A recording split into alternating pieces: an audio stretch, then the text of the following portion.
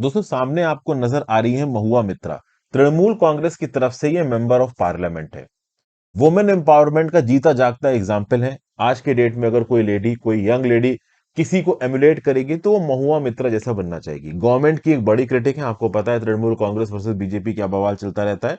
तो इस रिस्पेक्ट में आप कह सकते हो कि अक्सर कर ये न्यूज में रहती हैं, सरकारी पॉलिसीज को क्रिटिसाइज करती हैं, बट यहां पे ये न्यूज में इसलिए नहीं है क्योंकि किसी सरकारी पॉलिसी को क्रिटिसाइज कर रही हैं। यहां पे डाटा प्रोटेक्शन की बात निकल के आ रही है। एक डी कैथलॉन के स्टोर में गई और वहां पे ये अपने पेरेंट के लिए शायद कुछ कपड़े खरीदना चाह रही थी, और कपड़े खरीदने के बाद जो डी कैथलॉन का मैनेजर था उन्होंने इनसे इनका ईमेल आईडी मांगा, फोन नंबर मांगा। उसके बिना इनके लिए वहां से कपड़े खरीद पाना मुश्किल हो रहा है। तो उस रिस्पेक्ट में यहाँ पे इन्होंने ट्वीट कर दिया। बहुत ही इन्फॉर्म्ड इंडिविजुअल है इंडिया के पर्सपेक्टिव से देखा जाए तो। जेपी मॉर्गन चेस करके जो इंटरनेशनल बैंक है वहां पे वाइस प्रेसिडेंट के पद पे काम कर चुकी हैं। उसके बाद इन्होंने पॉलिटिक्स ज्वाइन की। सबसे पहले इंडियन नेशनल कांग्रेस की युवा विंग के साथ जुड़ी, राहुल गांधी जी की खास थी। उसके बाद उन्होंने कांग्रेस पार्टी को भी छोड़ के तृणमूल कांग्रेस ज्वाइन किया। न्यूज में क्यों है इसको यहां पे समझने की कोशिश करते हैं। तो ये डी कैथलॉन गई और डी कैथलॉन में जाके इन्होंने अपने पेरेंट्स के लिए ट्राउजर खरीदनी चाहिए। जब ट्राउजर खरीदने पे पहुंचे तो ऑब्वियसली बात है, मैनेजर ने बोला होगा कि आप अपना फोन नंबर दे दो, ईमेल आईडी दे दो। अब आपको भी पता है, मुझे भी पता है, अक्सर का जब हम लोग शोरूम में इस प्रकार से शॉपिंग करने जाते हैं, और सिर्फ डी कैथलॉन की बात नहीं कर रहा हूं, आप किसी भी शोरूम में चले जाओ, एडिडास के में चले जाओ, वुडलैंड के भी चले जाओ। अभी कुछ दिन पहले मैं वायनाड गया था, वायनाड में मुझे एक बेल्ट लेनी थी तो मैं वुडलैंड के शोरूम में गया, वहां पे भी बिना नंबर के और ईमेल आईडी पे, एक्चुअली मैं मुझसे जब भी नंबर मांगा है मैंने दे दिया है, ज्यादा क्वेश्चन नहीं किया। हालांकि मैंने ये कभी नहीं कोशिश किया, ट्राई किया कि मैं नंबर ना दूं तो वो कैसा रिस्पॉन्ड करेंगे। हो सकता है बहुत सारे लोगों को वो प्रोडक्ट बेचने से मना कर देते हो। यहां पे महुआ मित्रा जी के केस में क्या हुआ कि भैया इन्होंने ऑन द स्पॉट स्टोर में खड़े खड़े ट्वीट कर दिया। बाद में जैसे तैसे वहां के मैनेजमेंट ने अपना खुद का नंबर डाल के इनको अपने पेरेंट्स के कपड़े देके भेज दिया। तो ट्वीट इन्होंने यहां पे क्या किया इसको देख लेते हैं, और उसके बाद इस पर्टिकुलर टॉपिक को मैं यहां पे डिस्कस क्यों कर रहा हूं इसका सार भी आपको बता दूंगा। तो देखिए इनकी ट्वीट है, डीकैथलॉन इंडिया गई, 1499 रुपए इनको कैश में देने थे, लेकिन जो मैनेजर था वो मोबाइल नंबर और ईमेल आईडी पे इंसिस्ट कर रहा था। तो इस रिस्पेक्ट में इन्होंने डीकैथलॉन इंडिया को कोट करते हुए बोल दिया कि आप प्राइवेसी लॉस को वायलेट कर रहे हैं, कंज्यूमर लॉस को वायलेट कर रहे हैं। प्राइवेसी लॉ और कंज्यूमर लॉ। और यहां पे कौन सा प्राइवेसी लॉ?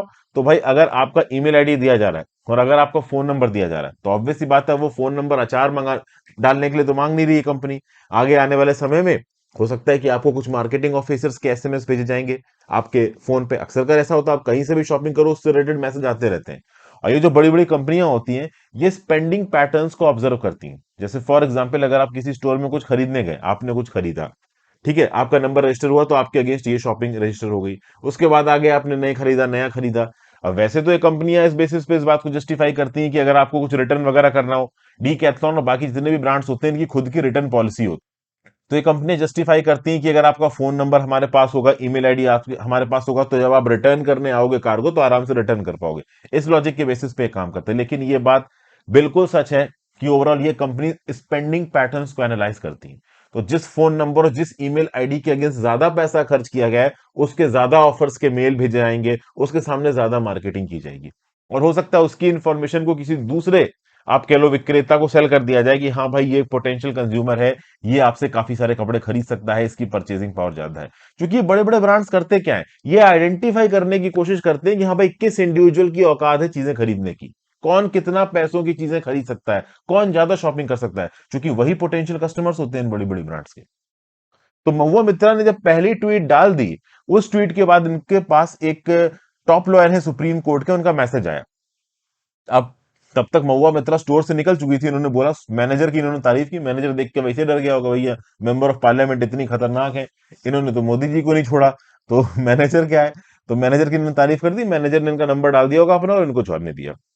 अब उसके बाद यहाँ पे क्या है कि सुप्रीम कोर्ट के लॉयर भी बोल रहे हैं कि जब लेंस कार्ट में गए थे इनको यही प्रॉब्लम फेस करनी पड़ी थी, इनका नंबर मांगा गया था, ईमेल आईडी मांगी गई थी, मैंने भी लेंस कार्ट चश्मा मंगाया था, मुझे भी देना पड़ा था, सबको देना पड़ता है।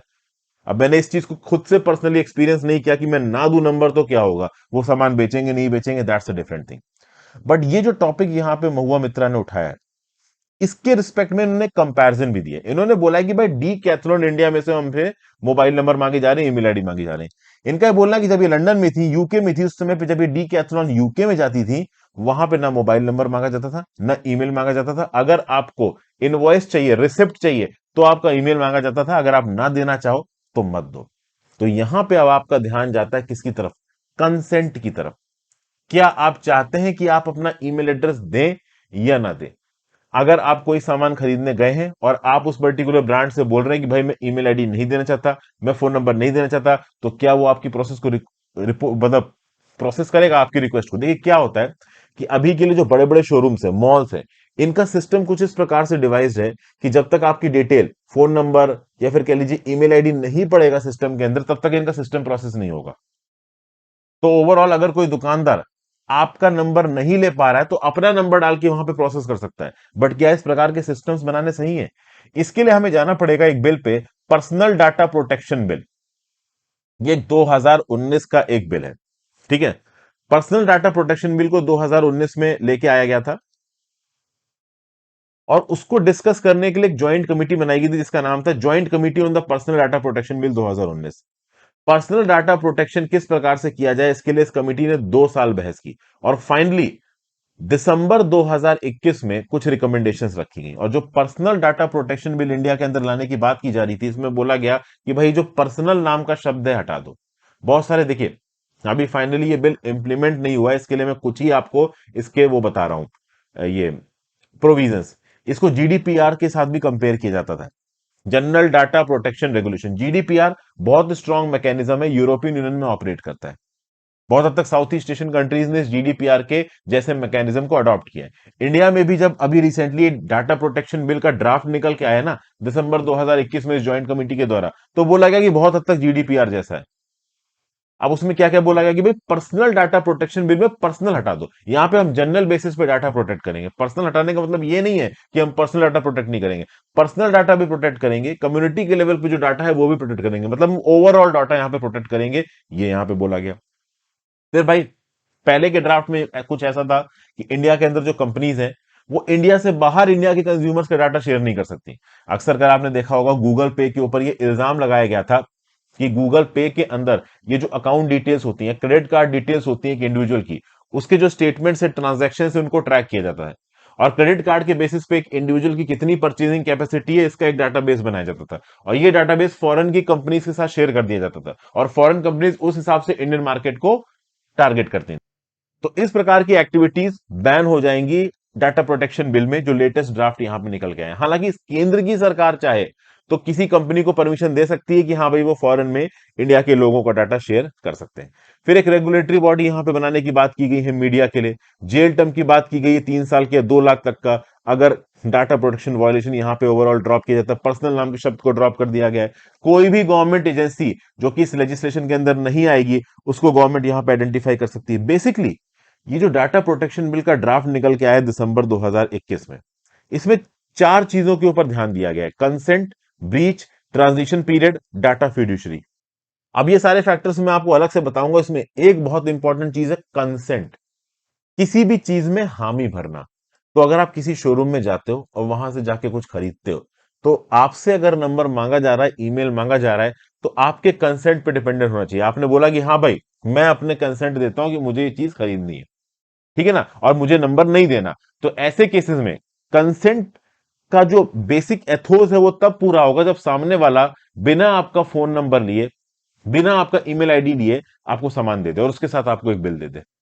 लेकिन इंडिया में जनरली ऐसा नहीं हो पाता है। फोन नंबर या ईमेल आईडी दो में से तो एक चीज मांगते हैं, ज्यादातर जगहों पे दोनों चीजें मांगते हैं। इस प्रकार के इंस्टेंसेस को कम करने के लिए, जो कि आम आदमी को डेली के बेसिस पे झेलने पड़ेंगे, हर कोई महुआ मित्र जितना स्ट्रांग नहीं होता। अगर आम आदमी चाहे, वैसे तो देखो नॉर्मल लोगों को कोई फर्क नहीं पड़ता अपना फोन नंबर देने में या ईमेल देने में, बट इन केस अगर कोई नहीं देना चाहता, जो कि कहीं ना कहीं बाद में पेस्टर तो करती हैं ये कंपनियां। एक बार आप नंबर दे दो, बाद में उनके मार्केटिंग के ऑफर ही आपके फोन के इनबॉक्स में भरे रहेंगे। तो जो ना देना चाहे उसको ना देना पड़े, इस चीज को इंप्लीमेंट करने के लिए एक स्ट्रॉन्ग डाटा प्रोटेक्शन एक्ट की जरूरत है।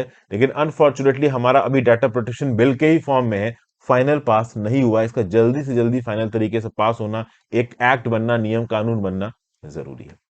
तो एक छोटी सी न्यूज एनालिसिस थी जो मैंने आपके साथ डिस्कस की। Thank you for watching friends. Video को लाइक और शेयर करके जाइएगा, इंस्टाग्राम पे फॉलो कर लीजिए, टेलीग्राम ग्रुप ज्वाइन कर लीजिए। In case you can click the join button, please click the join button. एक नया फीचर इनेबल हो गया है चैनल पे, नीचे आपको सुपर थैंक्स का बटन मिल जाएगा। So if you want to contribute, click on the super click button. Have a great day friends. Video को लाइक और शेयर करके जाइएगा। Good bye, take care.